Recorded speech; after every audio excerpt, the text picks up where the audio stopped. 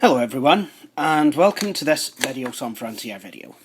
My name is Jay Wakefield, and recently I've been watching some Brandon Bishop videos.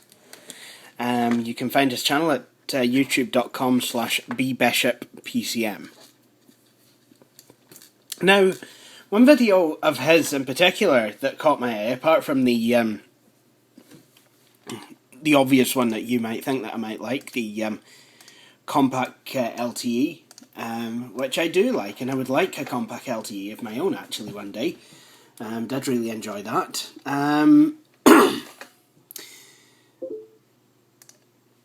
I noticed, I saw his video on a computer that he'd actually pulled out of the trash. And this computer was quite interesting, and he liked it very much. The only problem was, the machine itself was, well, it was in a pretty sad state of repair. So, so anyway, what he did was, he actually did a wee review of this machine. And, you know, it kind of inspired me to do a review of, my own. Now, I've had this machine for about a year, and, you know, I got it when I got the 600, around about this time last year, because I was, you know, interested in collecting all the different 600 series machines, and, I have the 600, which is in a bit of a state of disrepair at the moment. I did have a good one made in Scotland. Gave that to my mother, and I've now, you know, I ended up with an American imported one that was made in Mexico. So I'm going to need to replace the keyboard. I'm going to need to replace the keyboard on it, as well as, the keyboard and touchpad assembly on this ThinkPad. So that's what I'm going to do. It's going to be replaced with a UK one, by the way. You know, as soon as I've managed to replace that, I will of course do a video. Now here's a ThinkPad 600, which I'm sad to say is not in very good condition. I think this must have had a few spills on it, and it's time, because you can probably see there, either that or the rubber is just kind of wearing out really badly. To be honest, I think this is probably beyond rejuvenation using talcum powder, but certainly is worth the old college try. Anyway, let me show you around this machine. Feels quite icky actually. Ugh. My hands, need to wash it. Need to wash them every time I touch it. Anyway. So, here we... Might help if I actually brought the machine down to camera level, would it? So here we have a vent. The power switch, you know, back in the Pentium 2 days, well this is a Pentium 3, but back in the late 90s I should say, IBM would actually be kind enough to put the power switch on the side. Now this does mean that, technically speaking, if you wanted to, you could actually just use this as a kind of desktop replacement without ever having to open the lid. Just kind of plonk it down, connect up a monitor, mouse and keyboard or whatever you need, and then just start it up. I'm wondering if the docks kind of worked, you know, in the way that you would actually have to insert the computer. Anyway, Not only do you have a switch to turn the machine on, there's a nice wee modem port there, Kensington lock, and then one of the catches to release a screen. On the front you have the hard disk. You have the hard disk bay, and the multi-bay with the CD-ROM drive in this case. Now, unfortunately, this machine was very badly packaged. I mean, I literally got it wrapped up in, and I'm not kidding here, I can't remember whether it had some bubble wrap. I think it had a wee bit of bubble wrap, but it came actually wrapped in a black bin liner. And it really does show. Yeah. Screen's got a great big chip out of it, and yeah, so does the actual side of the machine.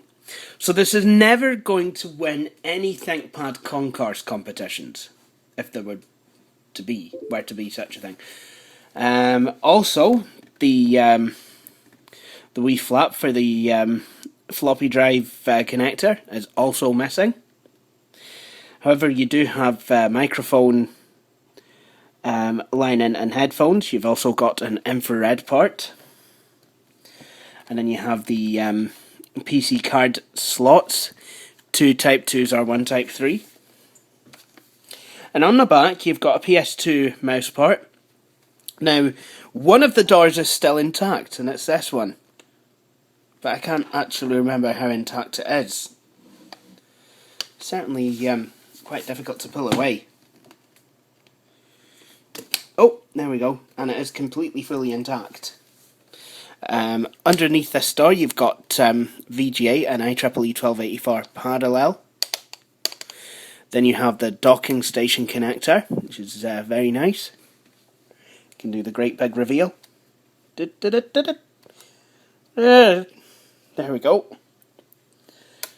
And then underneath this missing door is an RS-232 serial port.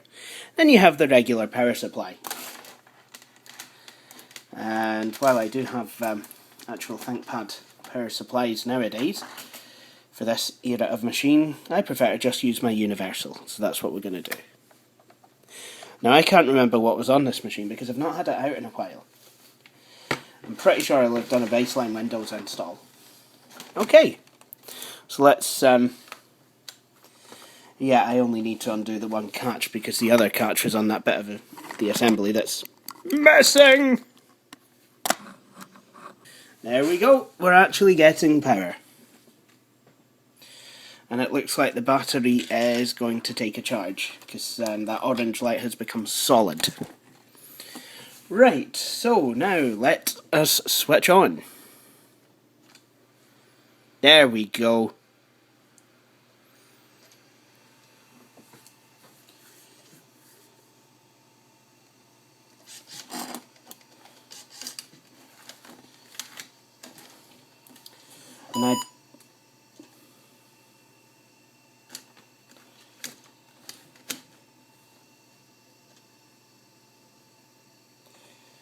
And I did replace the CMOS battery in this computer, as it's obviously gone straight to booting with the IBM logo.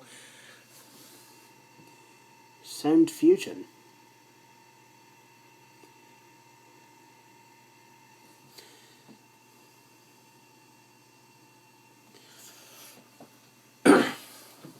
Been such a while since I've used one of these ThinkPads. I'm just going to cancel that off just for now. There you go, that's the weediest sounding set of speakers ever. So this is Windows 98 2nd edition, and yeah, as I did think, this is the most basic Windows installation in the world ever. There's just, I mean, literally all it has is Windows 98 and Office 2000. Nothing else. Anyway, let's have a look at this machine. Now, unlike all the other 600s, this is not a Pentium 2. This is a Pentium 3. This has got 192 megs of RAM, using Windows 98 2nd edition. In fact, why don't we just drop down to the BIOS just to have a wee look at what this machine's talking about. It could be quite interesting.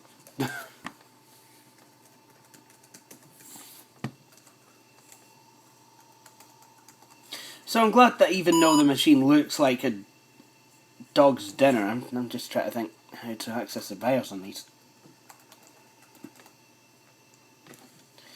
ThinkPad. I wonder, do I press and hold the escape key like on a Toshiba?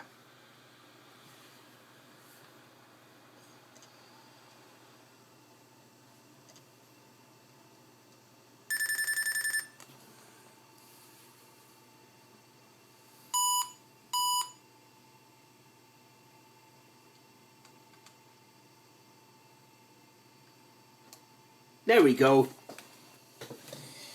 So, here we've got the quacking duck. You should seriously watch Brandon Bishop's video if you...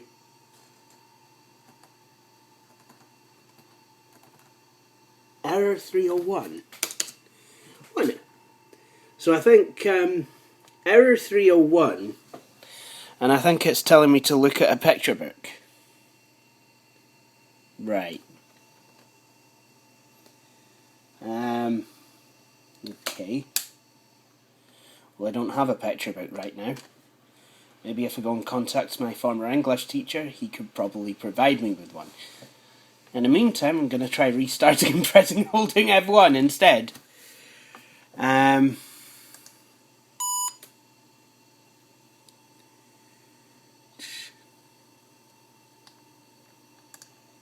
There we go. There we go. IBM Easy Setup.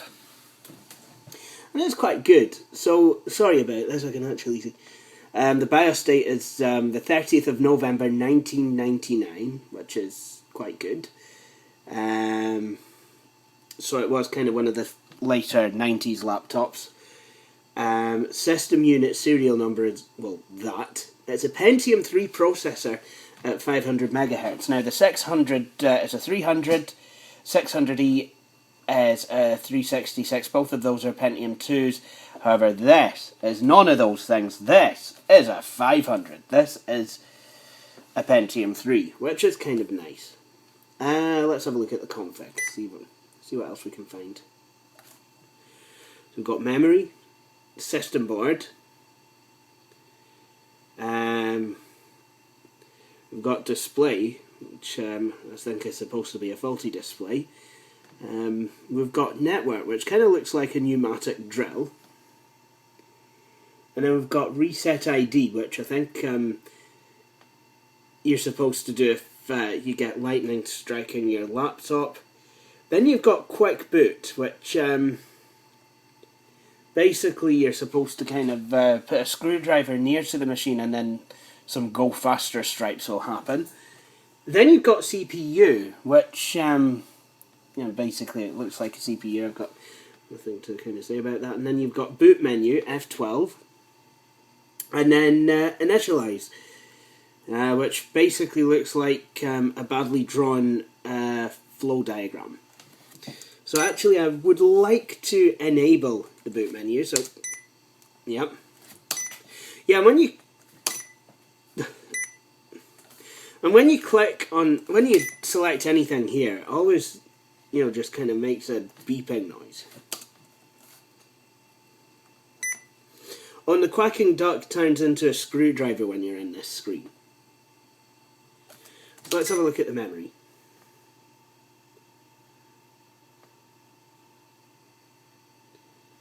So yeah, 192 megs are installed, and believe it or not, 192 megs of the memory are usable. Well, that's kind of nice, isn't it? Okay, let's see if the date and time are actually set correctly. Would you believe it? Yes, it is. And today marks 15 years since getting a Compact Presario 2240. Love to do a video of that for you, but unfortunately it's still down in... Yeah, it's... Yeah. Anyway, now let's go back to Windows, because I want to find out what video cards are in it.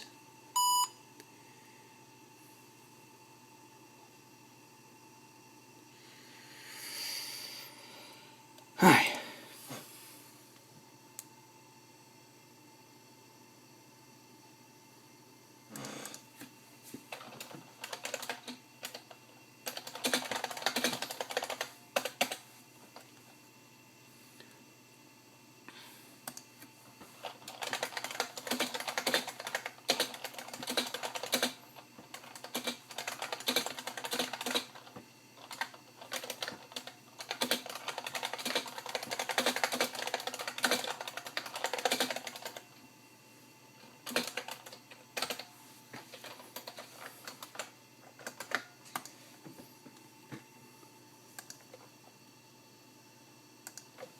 So once again, I'm just going to hit the escape key.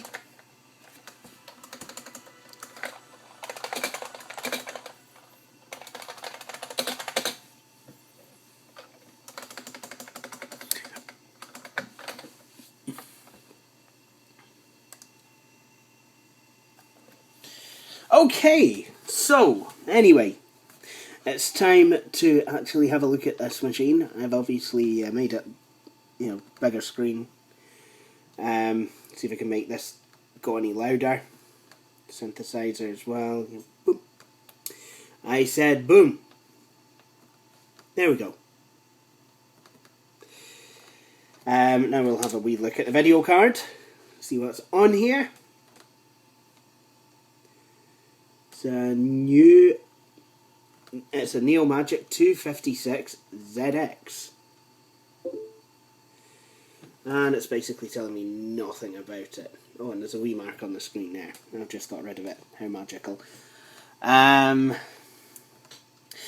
guess the best thing I can do with this is the DirectX testing. So I'll go DX Diag. This keyboard is kind of nice. I do believe these were, the 600s were the precursor to the T20 series. Of which I have some. However, I'm going to be honest, I did not appreciate Test DirectX 3D.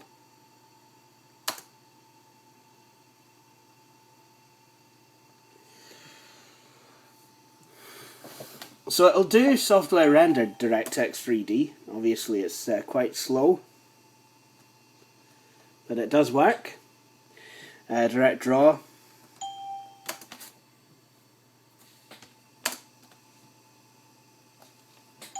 That always hypnotizes me, does that? Yep, that works.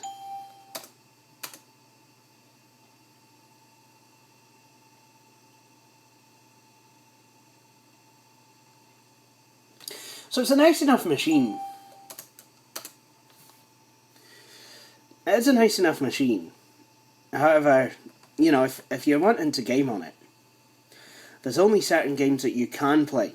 Like things that don't really require 3D to work. So games like Roll Cage are out.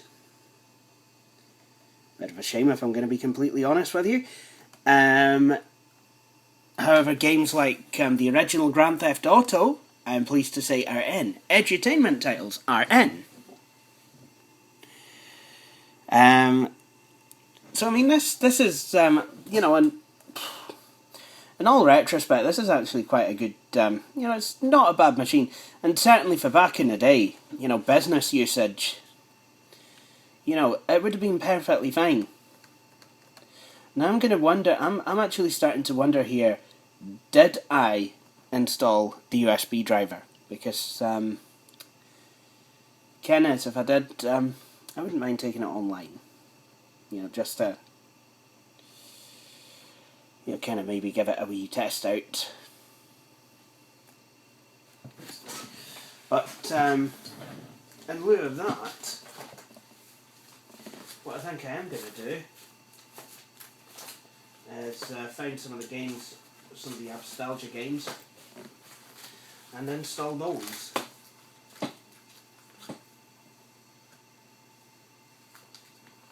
I'm going to install Need for Speed 2 Special Edition. Now, I've ran this on a fair few machines, and there's a lot of machines that it will run on without the need for... Sorry, I've just lost my train of thought there. Without the need for a 3D accelerator. And I've got to be honest, I mean, I was on Skype the other night with everyone. And, you know, I was just sat with a compact Armada 7400, a laptop which has got a 4MB S3 Verge card in it, and I was playing this game and I was having the time of my life. However, that does have a 3D card, and as S3 goes, it's not really bad. However, I'm going to be completely honest here when I say this. The ThinkPad T20 series started using S3 Savage cards, and I'm going to be... Best way I can say this is, well, to be honest, it's the wrong card. It's the wrong chipset. I mean, I tried playing Croc, a game that should play not a problem. You know, it'll play without Direct 3D or any of that, and yet I was having delays and all sorts.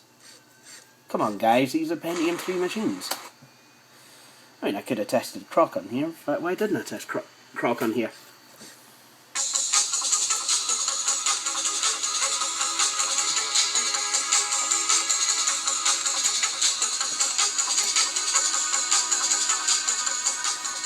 Now, Brandon Bishop did actually, if you don't mind, Brandon Bishop did actually criticise the design of this computer with the speakers in the palm rest. I mean, it doesn't really make that much sense. I'll move the camera down so you can see it, because I mean, if you can imagine, you know, you're typing, you know, your wrists are actually on the, you know, rest rest, because that's what it does. You know, and the speakers, you know, you'll get all sorts of nastiness, you know, kind of, shut up, you, from your skin or what have you, you know, or dust falling into them. And, you know, with your thumbs actually resting on the speakers, resting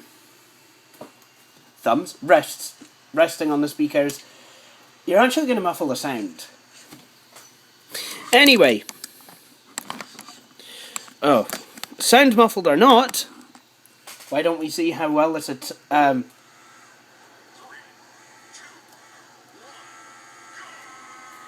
let's see how well I can actually race. And I'm going to be honest. This races really very nicely. I'm not experiencing any tearing at all. I mean, this game really can run on, you know, I'm not going to say anything, because, you know, there's a lot of systems that couldn't run on my Packard Bell Legend 406 CD, for example.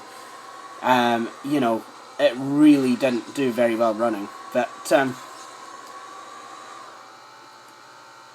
on here, it's absolutely fantastic. It's magic. I'm wondering if the high-speed processor is actually making up for, you know, the lack of graphical power. Because, I mean, this is just running as, you know, it's running as smoothly as anything that I've played. You know, and I've played with, okay, maybe not the most powerful graphics card, so I'll shut up, but yeah. You know, I have had some pretty powerful cards in my time.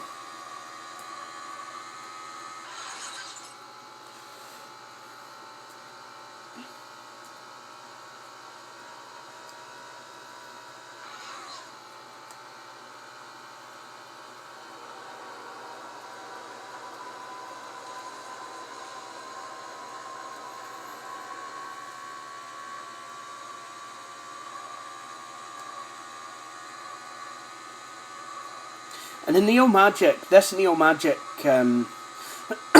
Neomagic 128 and 256s, extremely powerful chipsets. Hang on, what am I talking about? No, they were extremely popular chipsets for laptops back in the day. Powerful.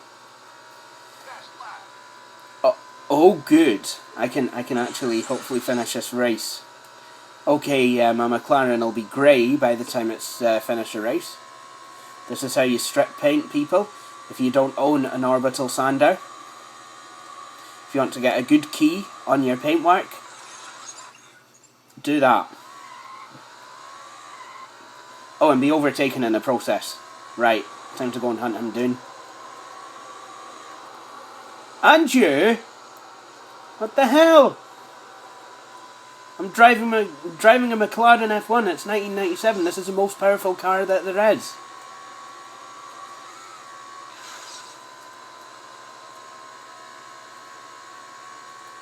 There you go. Back in line.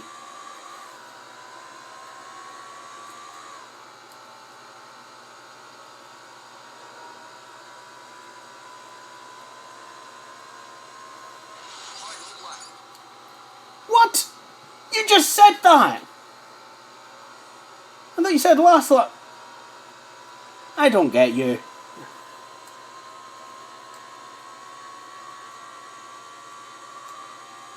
Looks like there's been a patch in the road. What were they doing? Laying down fibre optic cables.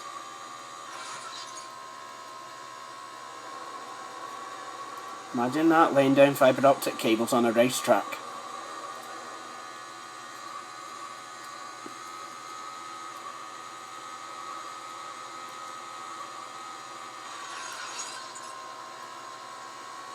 Oh, I'm actually in second place. I didn't realise that guy was there. Come on. I see you're also in a McLaren.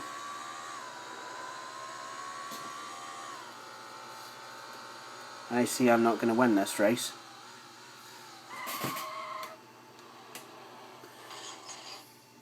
Second place isn't too bad though.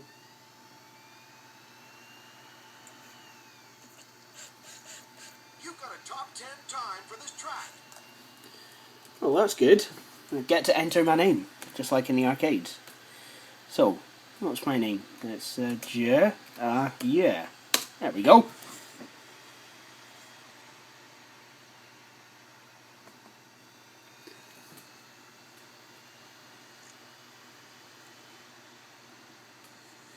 Who on earth is Natasha? Oh well. I once knew someone called Natasha at my old school. There we go.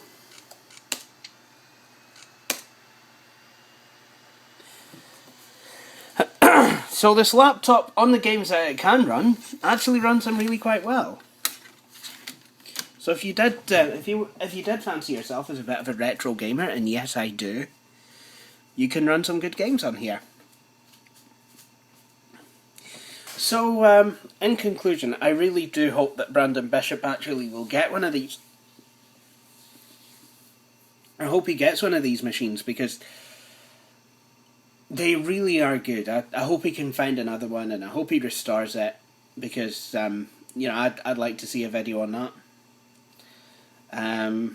So yeah, if anyone in the States has one, they don't want it anymore, send it to Brandon Bishop, care of B Bishop PCM, and you'll find him in Brandon Bishop's house, New Hampshire.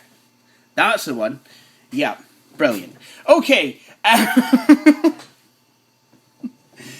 Right. And with that in mind, that is the end of this video. I think what I'm going to do is... I don't know what I'm going to do, actually. Have a cup of tea, I think.